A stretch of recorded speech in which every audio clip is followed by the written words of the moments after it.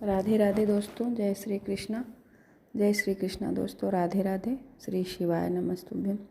तो दोस्तों, आज हम लोग देखेंगे कि अपने लड्डू गोपाल की हमारे सुबह से रात्रि तक की कैसी दिनचर्या होती है। मैं अपने प्रभु की सेवा कैसे करती हूँ तो आप लोग को आज मैं दिखाऊंगी। सबसे पहले मैं उनको ताली बजा के सुबह स्नान करूँगी। स्नान करने के बाद उनको जगा लूँगी और जगाने के बाद उनको बिठा दूँगी। तो उसके बाद मैं पहला भोग लगाऊंगी अपने ठाकुर जी को। तो सबसे पहले उनको कुछ भी काजू बादाम दे के उनके मुंह में थोड़ा सा खिला के इसके बाद पानी पिलाएंगे। तो मैंने उनको थोड़ा सा काजू बादाम खिला के पानी पिला दिया है। इसके बाद फिर दूध पिलाएंगे। तो ठाकुर जी का पहला भोग जल और दूध होता है। तो इसके बाद सुबह जब भी उठेंगे ठाकुर जी तो उनको पहला भोग हम यही लगाएंगे। यदि आपका और भी कुछ अच्छा खिलाने का मन हो तो लड्डू उड्डू बाज़ार से मंगा के रखे रहें और उनको सुबह में पहला भोग वही लगा दें। तो मैंने यहाँ पे जल और थोड़ा सा लगा दिया है काजू वाजू। इसके बाद उनको अच्छे से दुलार प्यार करके बोले, हे प्रभु आप दूध पिए, पानी पिए। इसके बाद उनके स्नान की तैयारी कर लेंगे। तो ठाकुर जी को हम अपने चाहे पंचामृत चाहे मधु कुछ नहीं है तो अष्टगंध को थोड़ा सा जल में डाल के और ठाकुर जी की प्रतिमा को अच्छे से स्नान करवा लेंगे।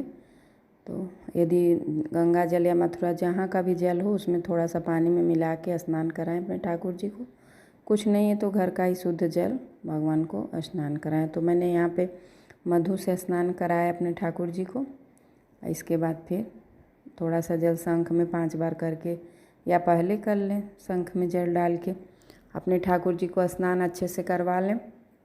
उनको अच्छे सा पोंछ के फिर उनको पूजा के स्थान पे ले जाके बिठा के उनका श्रृंगार सब कर लेंगे। पहले सब टीका चंदन जो भी लगाना है लगा के सुबह की पूजा की तैयारी मैं कर ली हूँ। इसके बाद दोपहर में मैंने भोग लगाया है साबूदाना का खिचड़ी, भगवान को भोग लगाया। तो मेरे ठाकुर जी आज साबूदाना की खिचड़ी खाए दोपहर में।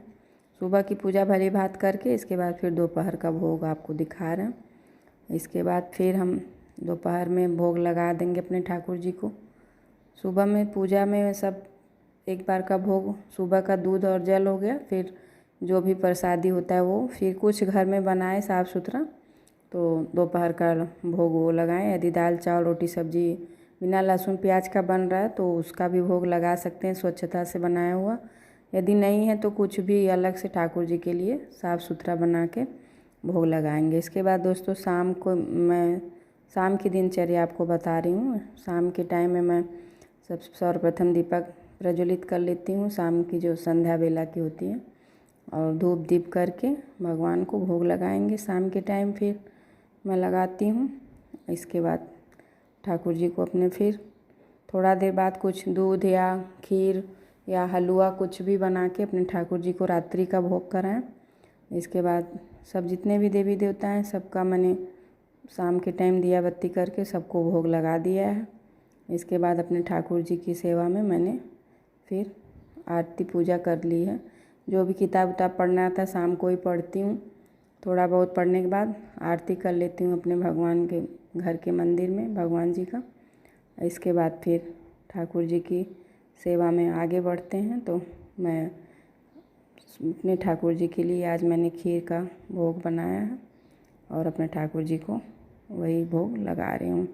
तो शाम को मैंने आज कभी कभी दूध भी दे देती हूँ, कभी हलवा कुछ भी बना के अपने ठाकुर जी को भोग लगाती हूँ। तो आज मेरा मन हुआ कि भगवान को खीर का भोग लगाया जाए तो मैंने अपने ठाकुर जी के लिए खीर ही बनाई और उसका भोग लगाया। यदि कुछ भी नहीं है, साफ़ सुथरा नहीं, किचन प्याज लहसुन बन रहा है या कोई भी खाना पीना बन रहा है तो उसमें सिर्फ ठाकुर जी को दूध ही लगाएं। लेकिन यदि रखे हैं तो नियम पूर्वक उनका ख्याल रखें और उनको विधि से अपना जो समय पे भोग लगाते रहें। इसके बाद खिलाने के बाद एक कॉटन का कपड़ा या तौलिए से भगवान का अच्छे से मुँह पानी से पोंछ के फिर सूखे कपड़े से पोंछ लें। इसके बाद दोस्तों मैं अपने ठाकुर जी के शयन का टाइम हो चुका है तो सबसे पहले उनका जितना भी पहनाया हुआ माला है, हाथ का कंगन है और बाँसुरी सब धीरे धीरे एक एक करके हटा लेंगे। उनका वस्त्र बदल देंगे। यदि भारी पहनाते हैं तो उसको बदल के थोड़ा सा हल्का कर लेंगे ठाकुर जी का वस्त्र। तो सबसे पहले इत्र की अच्छे से मालिश करिए, जैसे छोटे बच्चों को तेल का मालिश होता है, प्रभु को हम इत्र की मालिश करेंगे।